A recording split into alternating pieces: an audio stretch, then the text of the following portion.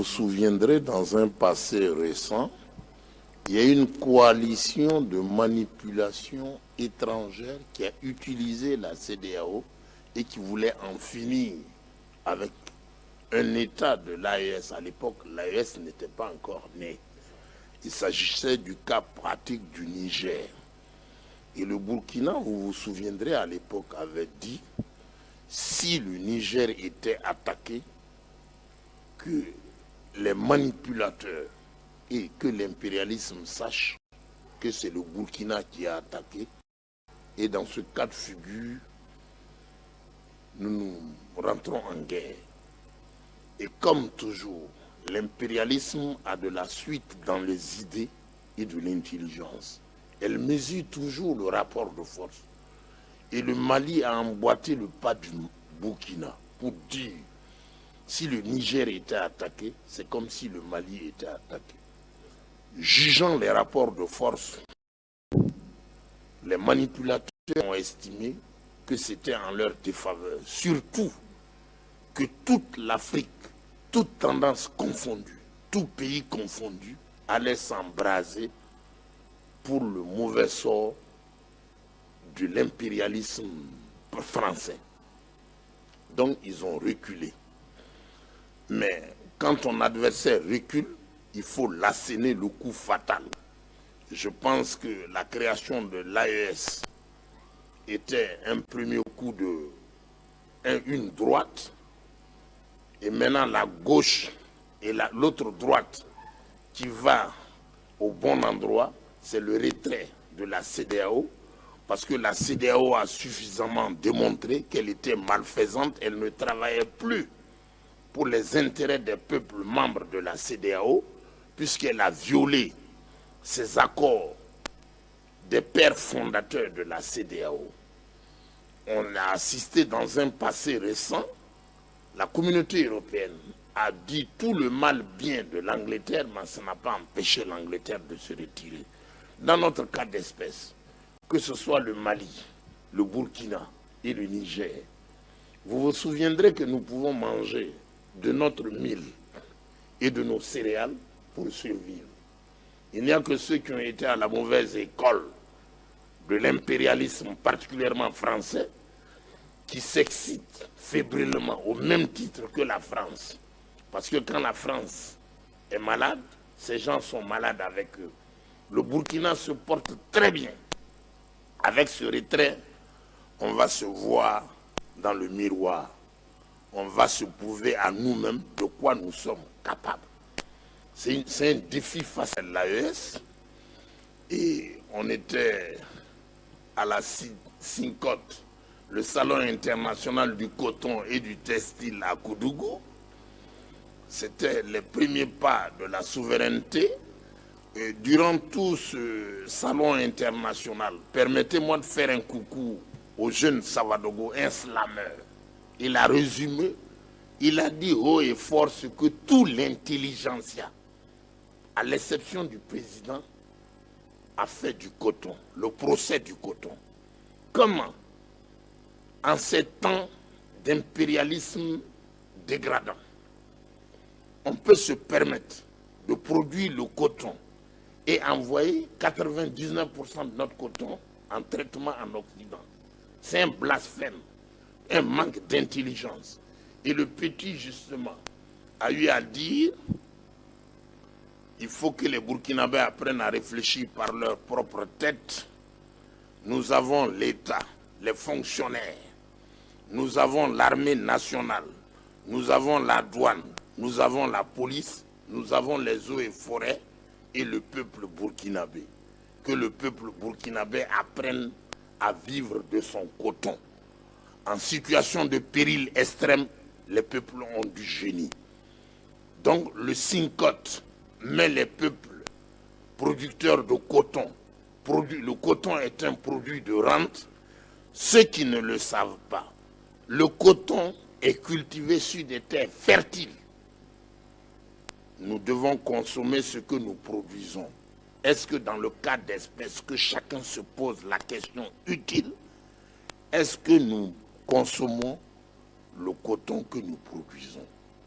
question laissée aux intelligences nationales et sous-régionales et toute la région qui est productrice de coton. Les mots aussi disent ceux qui n'ont pas fait l'économie. L'épine dorsale, l'âme de l'économie Mwaga repose Biyamandada Massamsa. Ça veut dire le petit Mwaga achète les beignets de sa maman, les beignets sont à la maman, l'argent également à la maman. Il faut que nous apprenions à aller à nos propres écoles d'économie, de consommer ce que nous produisons, la production nationale. L'État donne l'argent aux fonctionnaires que je viens de citer et ceux-là prennent l'argent de la République pour aller s'habiller en Occident. Blasphème des blasphèmes, où sommes-nous? Nous sommes au Burkina de la pauvreté et de la misère intellectuelle. D'accord, c'est vrai que le chef d'État aussi, dans un entretien à la CDAO, même si pour le moment on n'est pas encore très sûr sur l'abandon du franc CFA. Malgré les négociations qui peuvent traîner, malgré tout ce qui peut se dire, les États de l'AES sont suffisamment riches, dotés de matières premières à même de faire bouger les lignes. Nous sommes aux portes de la création de notre monnaie. D'autres États vont nous rejoindre. C'est une question de vie ou de mort. La souveraineté ne se négocie pas. Combien de fois on va dire aux gens, il n'y a que les bébés français, les bébés de l'impérialisme, les bébés des valets locaux de l'impérialisme qui s'excitent et qui crient au malheur et aux oiseaux de mauvais augure, comme quoi, si on se retire de la CEDEAO, nous allons mourir. Pourquoi on va mourir? On ne peut pas mourir. Qu'à cela ne tienne, si nous devons mourir, que nous mourons de cette mort-là, c'est une mort de dignité. Si nous devons survivre, nous allons survivre de cette rupture.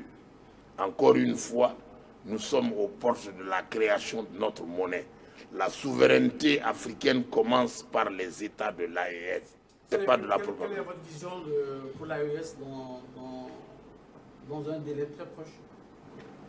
Il n'y a que les peureux, ceux qui ont des problèmes avec l'avenir, qui prédisent que ça ne va pas tenir la fédération. Les États-Unis tiennent bien, 50 États.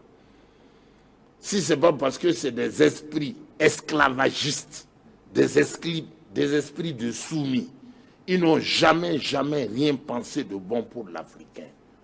L'Américain peut réussir à 50 États et nous, on ne peut pas réussir. Ça veut dire quoi? C'est de l'imbécilité extrême. Les Mossi disent, parce que je suis un Mwaga, je n'ai pas honte de le dire, je ne suis pas malade à mon ethnie, le sac vide ne se met pas debout. La différence fait la diversité vraie. Ce qui se passe chez les Mossi se passe chez les Peuls. Donc, chez nous, on dit, c'est pas parce que l'autre pierre a échoué que moi, je dois également échouer. Non. Nous sommes riches de nos diversités et nous allons réussir. Les États de la natte du voisin, ceux qui travaillent avec le génie américain sont perdants, ceux qui travaillent avec le génie européen sont perdants, tant que leur maître ne leur a pas dit que la fédération ne peut pas réussir, ils répètent après leur maître que la fédération ne réussit pas. Mais en situation de malhonnêteté extrême, on ne peut pas réussir. Donc moi je pense que les États de l'AES, je salue au passage le général Tiani, le capitaine Traoré et le colonel Assimi Goïta pour leur union sacrée autour des principes fondamentaux. C'est l'avenir de l'Afrique. C'est pas comme en 1946 sur les bords du Djoliba. Les trafiquants politiques, vous savez de quoi je parle. Le vieux Bogorawa, paix à son âme, c'est eux les pères fondateurs du RDA. Au moment où elle était encore apparentée au communisme, qui était une structure d'avenir. Maintenant, nous sommes en plein dans la rédemption africaine. Les peuples d'Afrique regardent l'AES, elle n'a pas droit à l'erreur, elle n'a pas droit à échouer. Voilà pourquoi La réunion des peuples fera le bonheur de l'Afrique. Je crois à l'AES et elle réussira. Merci bien, M. Alouna Traoré. Très rapidement, mot de fin. Très rapidement. Mot de fin, je fais un coucou à tous les peuples du Niger et tous les peuples du Burkina et les peuples